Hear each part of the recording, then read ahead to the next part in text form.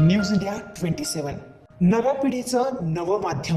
सततच्या दमदार पावसामुळे गंगापूर धरणाची जलपातळी समाधानकारक वाढल्यानंतर तब्बल 4 वर्षांनंतर धरणात पारंपरिक जलपूजनाचा सोहळा उत्साहात पार पडला.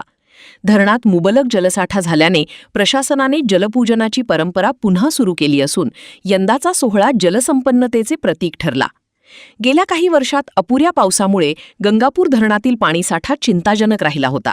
त्यामुळे जलपूजनाचा कार्यक्रमही स्थगित करण्यात आला होता. मात्र यंदा मान्सूनने जोरदार हजेरी लावल्याने धरणातील जलसाठ्यात लक्षणीय वाढ झाली आणि प्रशासनाने पुन्हा जलपूजन करण्याचा निर्णय घेतला. गंगापूर धरण परिसरात पारंपरिक विधिवत पूजा करण्यात आली. यावेळी लोकप्रतिनिधी, जलसंपदा विभागाचे अधिकारी, महापालिकेचे अधिकारी तसेच विविध मान्यवर उपस्थित होते. धरण भरल्याने नाशिक शहराच्या पाणीपुरवठ्याबाबतचा दिलासा वाढला असून शेतकरी आणि नागरिकांमध्ये समाधानाचे वातावरण आहे. 4 वर्षांच्या प्रतीक्षेनंतर पुन्हा सुरू झालेली ही परंपरा केवळ धार्मिक विधी नसून नाशिकच्या जलसुरक्षेचा आणि समृद्ध मान्सूनचा आनंद साजरा करणारा क्षण असल्याची भावना उपस्थितांनी व्यक्त केली.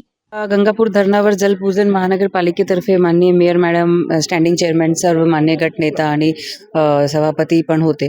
तर त्यांच्या हस्ते 4 वर्षानंतर मॅडमनी जसं सांगितलं की हा शुभ सोहळा आलेला आहे की आपला धरण पण भरला, आपले लोकप्रतिनिधी पण आहे आणि जल आपल्या ह्या जीवनाचा सगळ्यात मोठा म्हणजे आश्रय असतो. तर त्यासाठी पुढच्या वर्ष आपला चांगलेपणे आपण कुंपण करू शकणार, आपल्या लोकांना म्हणजे जे नाशिकचे सर्व नागरिक आहेत त्यांना त्यांच्या अधिकाराचं पाणी पण देऊ शकणार, अशी प्रकारची दृष्टी ईश्वराकडून नाशिकला झाली आहे.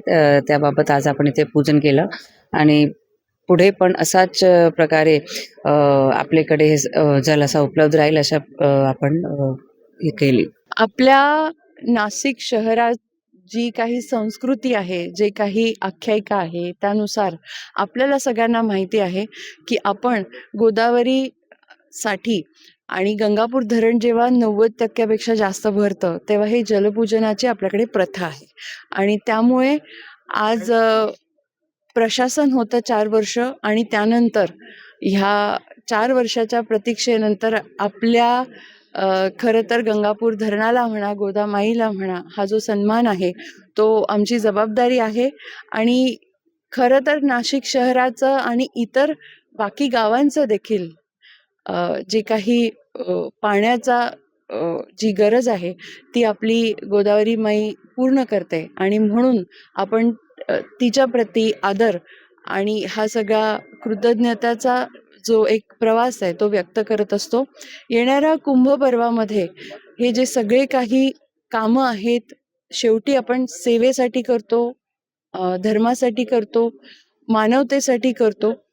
जी जनजागृती ह्या निमित्ताने देशभरात, जगभरात होणार आहे ते आपल्या धर्मासाठी आणि संस्कृतीसाठी आहे आणि त्याचाच एक भाग म्हणून हा जलपूजनाचा जो सोहळा आहे, जी आपली प्रथा आहे ती आम्ही सर्व गटनेते, लोकप्रतिनिधी, प्रशासन, आयुक्त या सगळ्यांनी मिळून आज केली आहे. इकडं हेच आहे की आता नाशिकमध्ये येणारा जो कुंभ पर्व आहे तो एका वेगळ्या दृष्टीने सगळे त्याच्याकडे पाहत आहे.